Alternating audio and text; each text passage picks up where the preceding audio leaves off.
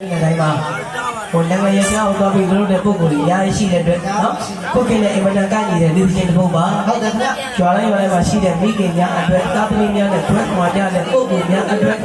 ခဏချင်းဒီချင်းတစ်ပုဒ်ကိုဒီလိုပဲဒီဆိုခွင့်ပြုပါဗျာရှင်ချမ်းသာလို့ခေါ်ပါတယ်နောက်ကြွား